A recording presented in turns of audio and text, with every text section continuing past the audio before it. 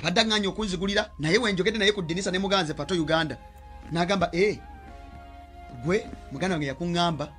nazigulira nenyigira nenjogerako naye of course yekengera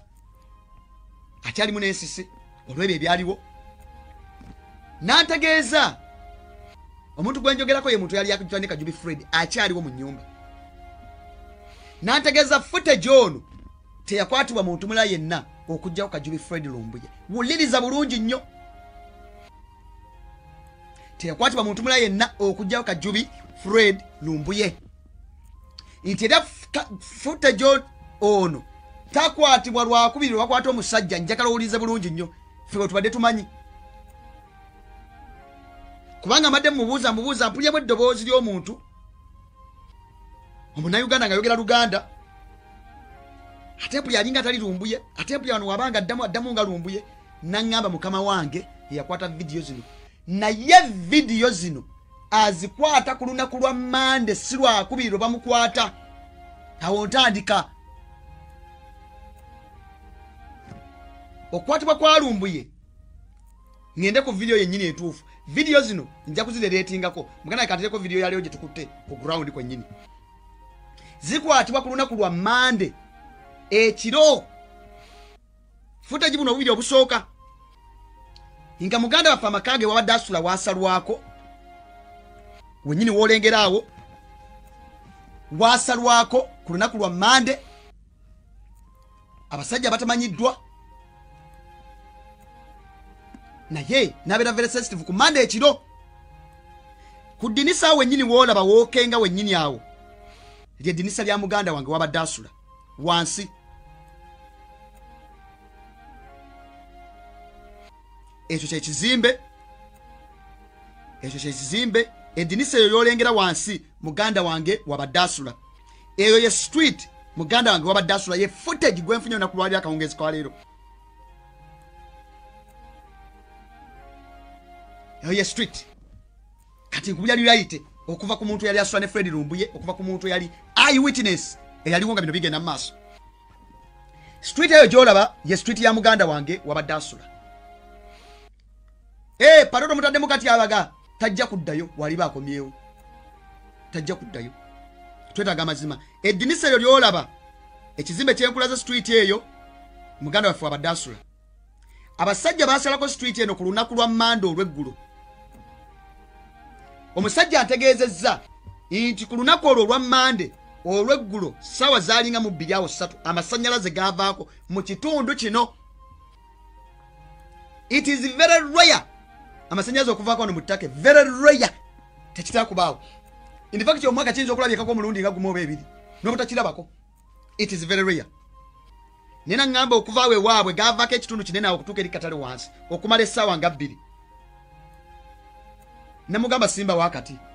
olowooza muyinza okuba mwalimu omupango ne bagajjako nga kyali kimanyiddwa ne bakunaidinga n'abantu bakontroliyanga n'amasannyalaze oba kyali kyajjawo nga bujjinga bwekibeera nomali ne bikonsaidinga nangamba kiyinza okuba kyagwawo tayinza kumukakasa naye gayinza okuvaako aweva maki kirwawo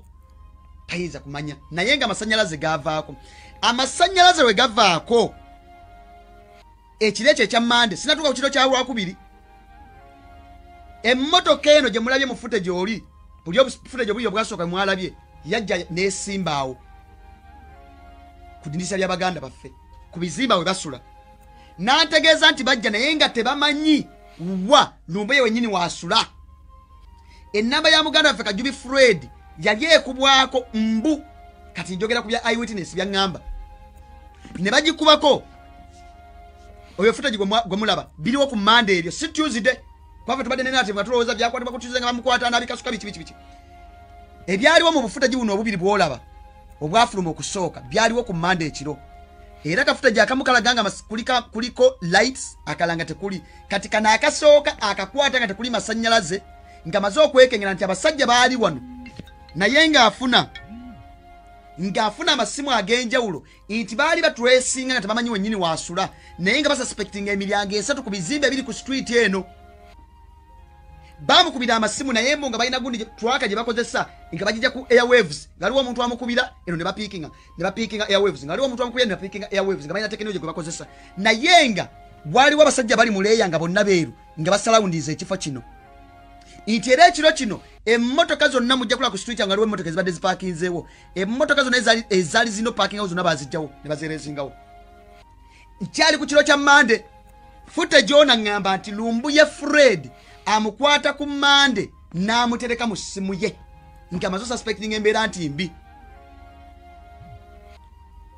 footage ono gwe mulaba owa video buno obubiri obwasooka kubanga ffe tubadde ne narrative nange mbadde mmanyi nti yamukwata lwakubiri ng'embeera mubigiridde n'amusindika kyentegedde okuva ku eyewitness nti embeera ya Lumbuye ebijja ku lunaku lwa Mande mujjukire yali asembye okukola video ku lunaku lwa Sunday eya Bimuli Bulange ye video yasembayo okukola live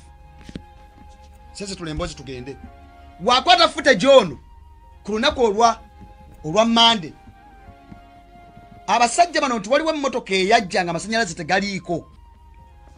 nekuba mu kamotoka kano nga kasimbye awo ebweru amataala emmotoka yali ya municipality nga ono KCCA kati ya municipality ya Istanbul nekuba mu mmotoka ena amataala ndowooza abasajja ne babeera suspicious basooka ne bavuga ne bavaawo muganda we n'asooka ne yeekengera n'asooka n'afulumamu nga bavuddewo bino mbijja ku muntu gwasula naye sibya pato Uganda mbijja ku muntu gwasula naye mbadde njogerako naye akawungezi kaleero ntuukiddewo ddala wekibaawo kino yafuluma ebweru n'akomawo wakomawo mu nnyumba eventual amasanyalaze negama ne gakomawo abasajja bano ne bakomawo n'akamotoka keekamu keeka video kali akookubiri kamulamu nga kalinga kalimu layiti waliwo security lights ne ziddako mulimu ka video akookubiri akakwata naye nga kalinga kalimu layiti video zino ekisiza okubeera crucial kyengambye musajja nti ate twali tumanya zikwata lwakubiri angambye zaali za ku Mande n'aziteeka mu ssimu ye ng'alize singa abawo embeera yonna ayisharingira omuntu ayinza okwisaasaanya bino byonna abiŋŋambye patonga we mbigamba mukama wange Katonda watuyamba n'akomawo byonna ajja byogera nga bwe byali mumpulira baganda bange kati ye footage oyo ekyo kya Mande nti abasajja batandika plot eno ku lunaku lwa Mande ekiro era ku makya ekifo ekyo baali bagumbye mu kifo ekyo butundu obw'enjawulo nti olunaku lwokubiri muganda we Kajubi Fred teyafulumako wadde era nti omuntu gwe baali bazze okukwata baali tebamanyi waasula initially naye nga basuspecting ebizimbe bino bimeka bisatu baamukubiranga essimu nti yafunanga essimu nga bagikuulako nga bapikinga airwaves we ziva that is according to the eyewitness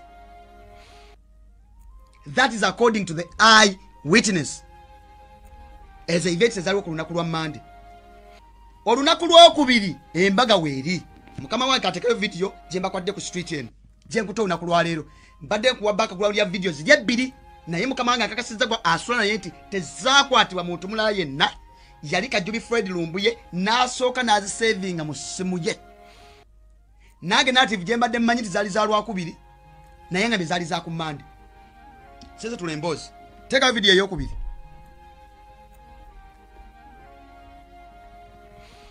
kati street eyo gye mulaba ku screen eryo eddinisa lya muganda wange awo wennyini we mulengera wasula eddinisa lya muganda wange awo wennyini wabadde asula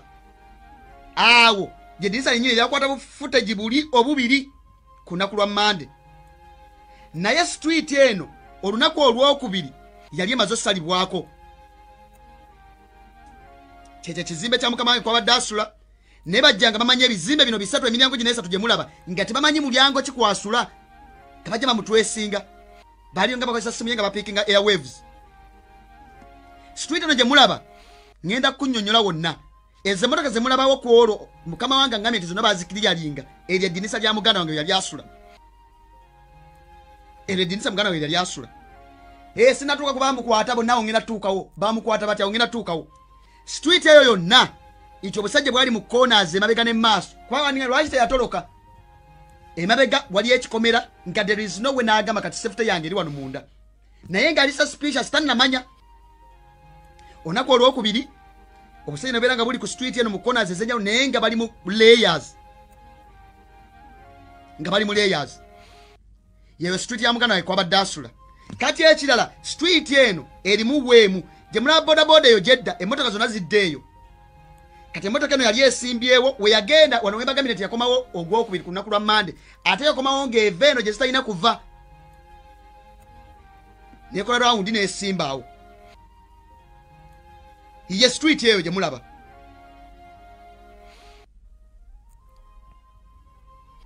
ye street eyo gye mulaba nga footage gye mulaba naye njankuwa amazima gonna ye street eyo gye mulaba so olunaku lwokubiri ne basalako street okuva ku Mande obusajja bwalimu omusajja n'asigala munda ono gwe nayise Moses gwe sejja bagamba linnya lye kubanga angambye tayagala kuma exposing omusajja wattu naye atya enkya n'eggulu yagenda okukola embaga wano wetujja wano embaga weeri eryo eddinisa lya muganda wange eryo lyemulabira ddala eryo wagenda okukola obusajja bwasigalawo mu kitundu akomawo ku ssaawa zalinga 2-3 awo nga zigenda mu 3 ez'ekiro wakomawo nti abasajja ne basuspecting omulyango guno gwe yali ayingiramu ate nga bamulaye muddugavu we yayingira bwati ku mulyango guno ogusooka gwe mwalabyawo nga ku ddinisa lina balaze ku studio gye muli mu kulengera kusooka nkomyawo ku studio gye muli mu kulengera wakomawo n'ayingira ng'avudde okukola ono muganda wange gwasula naye Fred Kajubinga ali munda abasajja beesiba ku musajja ono abasajja 3 nga bali mu plain clothes kyentegedde aŋŋambye nti abasajja bonna baali armed ne pistols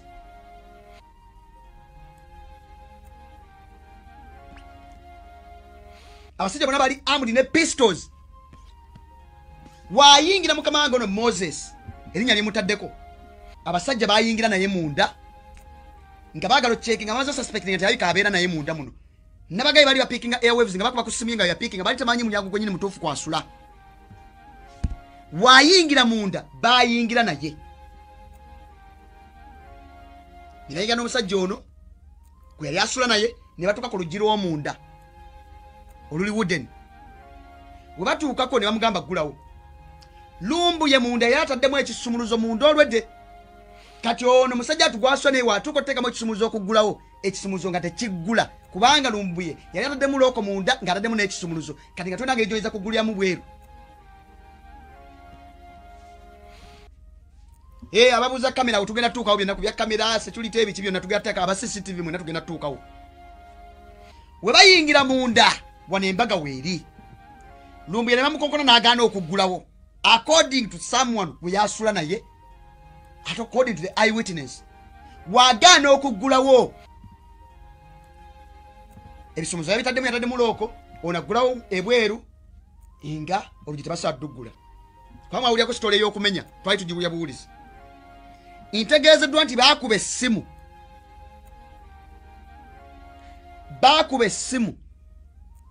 essimu eyakubwa ne basindika abasajja 2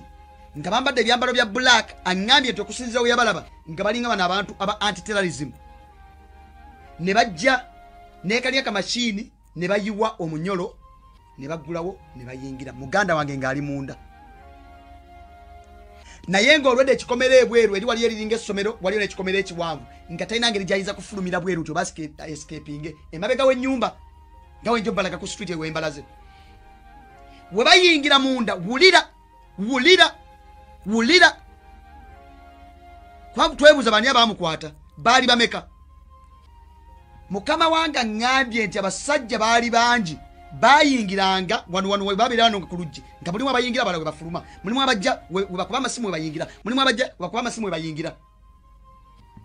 we batuuka okuggulawo oluggi balo we bayeeta 2 yagambye abali bambadde nga ba anti-terrorism bamaze okukola ogwabwe ne bagenda oluggi ng'omunyolo bamaze okuguyiwa we batuuka munda wulira kye basooka okukola aŋŋambye bw'ati bakwata kaadi mbu ne baziragayo nga za poliisi naye nga bali muleeya nga balina ne pisto nga bali armed enkiddamu mbu bakwata kaadi era ŋŋambye patolino mbigamba muganda we Katonda watuyamba n'akomawo byonna ajja biddamu nga ebyaliwo ajja binaleetinga nangamba nti bakwata kaadi 3 ne bazibalaga nga bapoliisi nga ziriko akagambo kwa ledi nti poliisi muganda wange n'awanika ki ekyali munda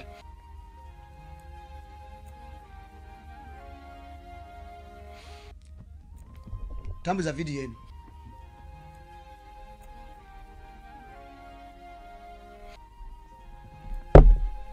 Webatuuka munda kugambye wanika kadi sera aba nga ziliko police nti ba police nga bali armed ne bamubuuza ebibuuzo bino bye byasooka. Simuzo ziruwa namukola check up ne bangamba batwala ebintu bibiri byokka. Batwala essimu yeemu mukamange kyangambye ne batwala ne sente ze yalina kyangambye kyokka nti zaali nnyingi figa tagingambye. Angambye bakwata akaveera ne bateekamu nga manyi mwenna baali bakutteko ne bakarapinga nga kuliko n'ateekenga notice nti bino ye property gye tumukutte naye ne babisiringamu ne babiteeka wali ne bakwata sente ze yali alina mu nsawo ezaaliko ezaali mu ddoola n'ezaaliko ezaali mu ttere. Angambye sente zaali nnyingi tangambye figa zaazo era ngambye nti yamubuuza ekibuuzo ng'amubuuza mu Luganda kwa bali tebaluwulira. N'amubuuza muganda we Kajubi Fred lwaki ate sente tewazikwese wantu wonna nokkiriza sente zo bazitwale nagaba baziteekemu sente zange. Angambye teyalizisinga adde okumukwata ne bayinsistinga nti waliwo essimu gye baagala abawe. Impuliriza bulungi nnyo. Bamukwata n'essimu emu kyangambye kye batwala ssimu emu na sente wabula bajja nga balina essimu gye basinga okwagala. Kyentegedde nti yabagamba essimu yange yabula. N'abagamba mu essimu yange yakola birolo biri munda mu nnyumba munda. N'abagamba nti essimu yange yabula ne bafeffetta wonna wonna nga banoonya essimu eno. Mu kulowooza okwange ne mugamba nti essimu eno kyensuubira nze nga pato. I use my words selectively. N'endowooza sigaye nti wekyali nti erabika essimu eno mukama wange olumazima lw'okutegeera ndowooza nti yali ali mu katyabaga. Essimu maybe yali esinga okubeerako sensitive information, yali esinga okubeerako contact ze baali baagala. Kirabika essimu gy'ataabawa.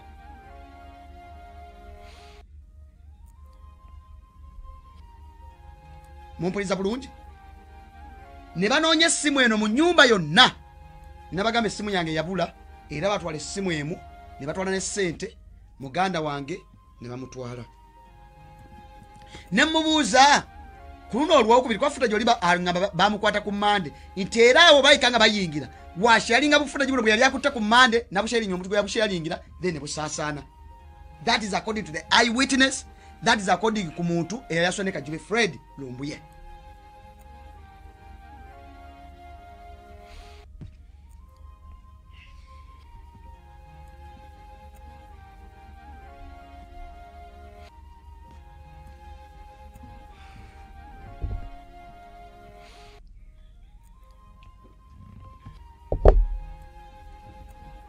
Checha dako pato. Omusajja ne bamukwata ne bamutwala mubuuziza emmotoka yamutwala bwebama n'omufulumya bati n'olingiza mu ddinisa. Ye emmotoka yeemwe eri gye bagitwala be gye baakwata n'aŋŋamba nedda ku luno lwe badda n'akamotoka kalinga ka Costa mwe bamutwalira. Ffe tubadde ne narrative nti emmotoka yamukwata naye ŋŋambye footage buno bwe tulina obukadde yabukwata ku Mande ekiro. Abasajja babeerawo okuva ku lunaku lwa Mande nga weebali okutuuka ku lunaku lwokubiri bamukwata ekiro. Mumpuliriza bulungi nnyo nti maybe mwe nange mugamba nti pato wonoga nti waliwo abakutizaatiisa naye gwatafuna gye omuteeke samwe ya embeera weekyuka oba wawe ekiriwo ekikyamu ekikutuuseeko tumanya nti yono kati kyaka kyekimu kyekyaliwo nti yakwata bufuna gibuno ku Mande ng'abasajja bamaze okusalako n'abeera suspicious nga tali so sure naye olunaku lwe bamutwala emmotoka emutwala tiyakaalinga kamotoka ate endala muno mufuta giteriimu ng'eringa ya Costa. Ne mugamba lwaki tewakwasa gwe essimu yo wonna basajja nga bafulumye. Nangamba embeera yaliwo n'ekiwuwe kye yalimu n'okukankana kwe yalimu nga tasadde okukwata essimu okukwata ekintu kyonna. Ne mugamba bino byongamba mazima nangamba mukama wange waali baakomyewo nga we mbigambye wagenda obbigamba. Teako video nkunnyonnyole eya leero subject matter. Kati so ye embeera yaliwo kwatu badde nnyo mu ESA nange mbadde na narrative ndala buli omwalina narrative ndala buli omwalina narrative ndala nkugambye bituuse ku ground nenjoga ne eyewitness nengena mu nyumba mwe yali asula ne banarrating yakyo nakki ekyaliwo ne muganda gwe yali asula naye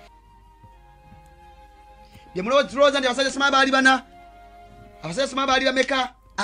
Abasajja bange baali banyi nga basukka ne 10. Nga basazeeko emabega nga talina wadde wayinza okufulumira. Ne mubuuza alabako omuddugavu n'omu n'aŋŋamba bonna baali beeru. Naye waliwo akaliwo ke ngenda okunnyonnyola nga mmaliriza. Video gye nkutte olwaleero ye street ya muganda we yali asula. Kwa namubuuza, tewaaliwo kamera, tewaaliwo kiki?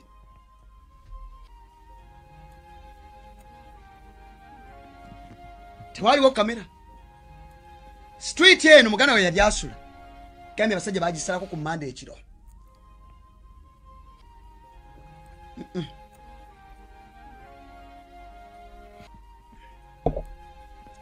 Indaga footage kano.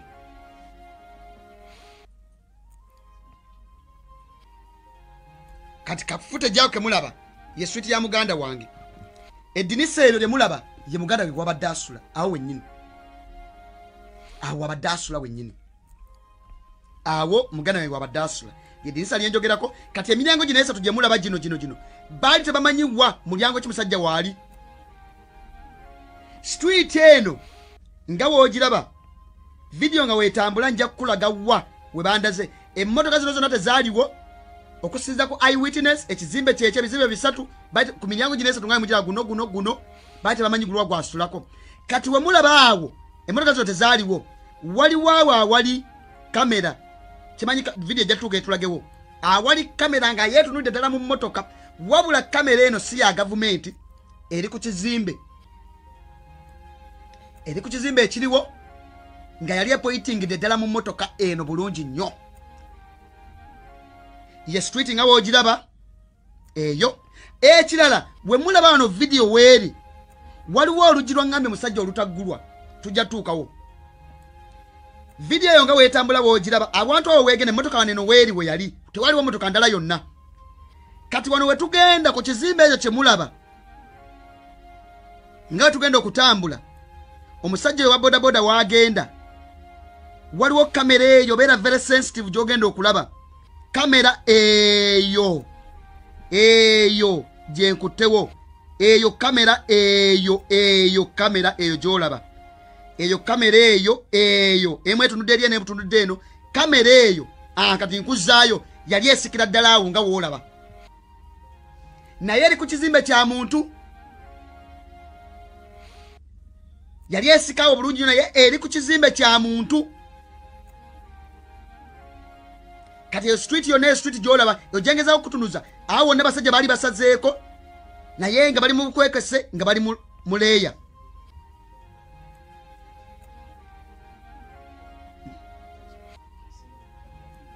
Okitegeera? So gwe nga wala beera sensitive nnyo. Beera sensitive nnyo nga ogira beetambula bwetyo. Yeeyo footage bweri. Kamera yali esika bulungi nnyo. Ye kamera gyendabyo gibanga yali ekwata naye eri ku kizimbe. In that police ne banga eyagala. Ngeyagala footage kwata footage. Omwana ngambye kamera wennyini weetunudde emmotoka we yali esimbye era kamera yali esobola capturinga byonna ife ate tebagi interceptinga ebyali bigenda mu maaso. Byonna ebyali bigenda mu maaso yali esobola bikwata bulungi nnyo. N'ategeeza enti we mulabaawo wonna abasajja lwero oluggi lwa muganda wange gundi ki awo ndi ku bizimbe ebiro ndi ku street eriwo nga mugiraba etambula. Ndi ku street eriwo nga woogiraba etambula. Weetegereze nnyo.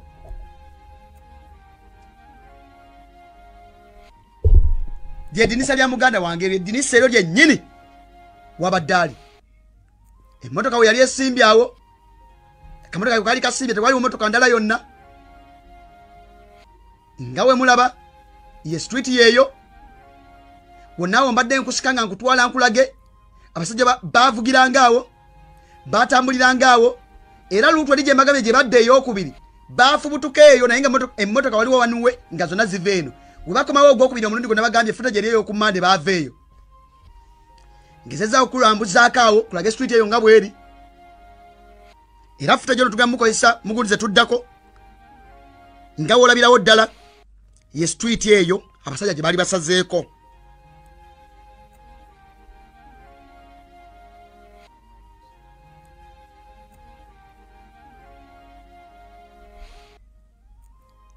mbadde ngezaako kulambululira nga woogiraba weetambula street nga woogiraba weetambula kwaliko ekkuba eryali kulosinga eryo ne lidda wansi nga wengenda okutunuzaayo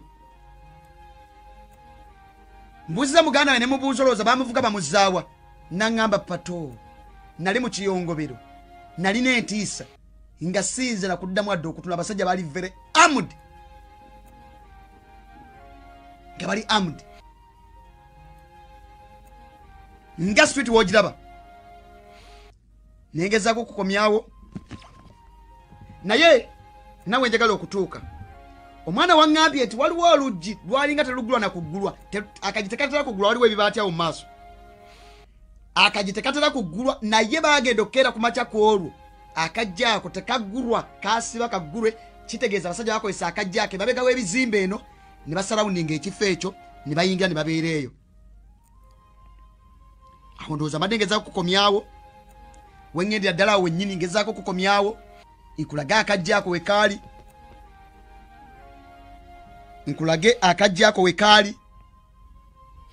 tukomawo muganda waffe yali asula nkomawo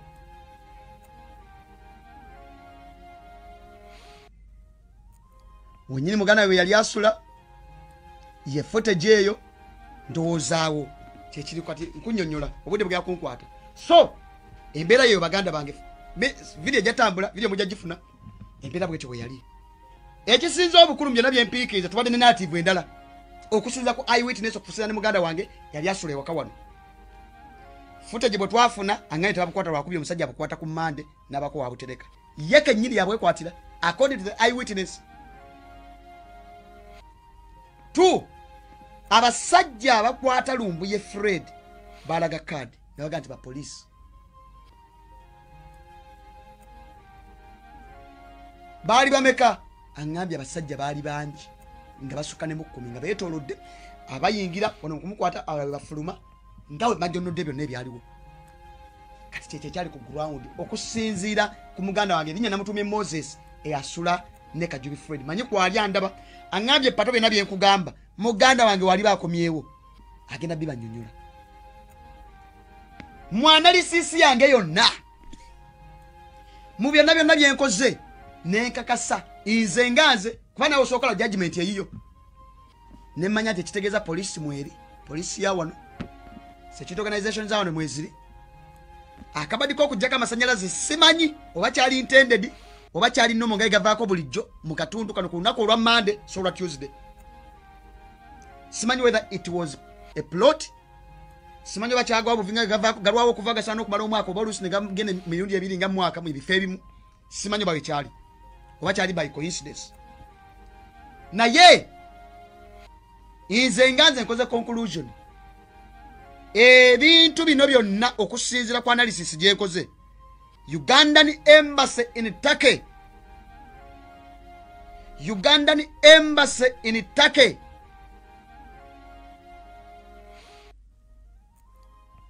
eri involved mu lukwe lw'okukwata oba olw'okuwamba Kajubi Fred Lumbuye. Nabagamba nafunako information ngegamba akamotoka kano na plate yako embassy yabika yakozesa basirikale bayo abakuma ambassador abakuma ba officials ba government wano abataka nibazanyo omuzanyo guno deployment yaliwo abantu be bakozesa mumubanga mulimo mikono gwa intelligence nga nabasajja ono balaga kadi zabwe nti ba police by all means embassy ya Turkey eri 100% accountable Lumbuye Fred yonna gyali obali mu cell obali mu prison amiti sokubanga tagenda mu court process yonna tasokubanga ali mu prison obali mu torture chamber obali mu mawuli nga government ali mu ambassadors chamber ku embassy Ankara tebakulimba omuzannyo gwonna embassy ya Uganda wano ekimanyi bulungi nnyo. So nabaga nja kubeera brief mbadde njagala enkuwe story nga bwe yali kati ekyo mbali nakunnyonnyola nga wekyali kyenfunye kikusule mu chemba na wiki gye tugenda mbagita wiki kasandali teri kuzikiza kubanja Fred Lumbuye wali mwenno omuyego mwali mukumi mwena gye mwali mutandise abe Canada mpulidde mwena demonstration yencha abe London mungambye mwamaze okusaba police olukusa mwena demonstration nabona bade contacting twali tusazeewo okutandika mu weekend nga tukumaze okuyita abantu okuva mu insi za Europe ezenjawulo mwali very willing naye twali twelabidde nti kake ensi ezimu eri mu red zone oba red list ensi za Europe ezimu gye zaagala ba citizens baayo n'abantu abawangalirayo okutwavolinga olw'ebeera ya covid n'okuba nti vaccination maybe yali tennawera nnyo wano mu ttake so ekyali mu list eyo kane mufunamu ebizibuzibu by'okutwavolinga ate nga wono obozze olina okuyita amakubo ag'enjawulo ate wono ddayo bakuteeke mu karantini ennaku nga 3 nnya kanabaawo complications ezo naye tugenda kwembakinga ku mission week eno wonna wooli nze embassy yandopa dda wano mbozaamu bilayizinga abantu ogenda ku consulate za ttake mu nsi ez'enjawulo nembagamba week eno lwali lunaku lwakubiri either lwakubiri oba lwakusatu polisi nekubira emirundi 5 nenga sijja kugwa mu kabadi kaayo naye nga embassy ekozesa basirikale baayo bebagiwa okuma ambassador. There is a higher possibility. I cannot confirm. From different sources, I cannot confirm it 100%. I'm giving you my view. However, there is a higher possibility. Lumbuye kubanga alimo embassy. I cannot confirm it. Naye mu bino byonna bye mmaze okwenda okulaba bangambye embassy eteeka okuba emwinamu omukono gwa waggulu ennyo. 2 omusajja mubuuziza asula ne Fred mu analysis n'okusoma embeera yonna nga bwe yali ne wiiki eyo bino nga tebinnagwawo wali owangala n'omusajja ono wayinza okubawo possibility y'okuba nga aliwo Abannayuganda abali involved wano nangamba patosooka okole bwoti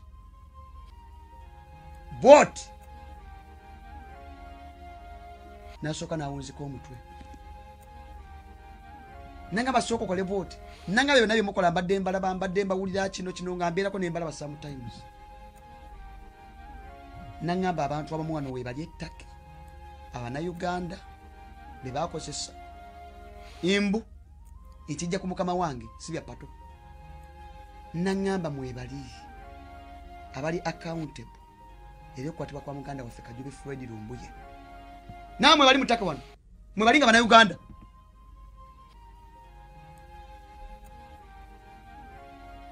ne mugambe nayo nsonga nkulu nnyo yakulowoozaako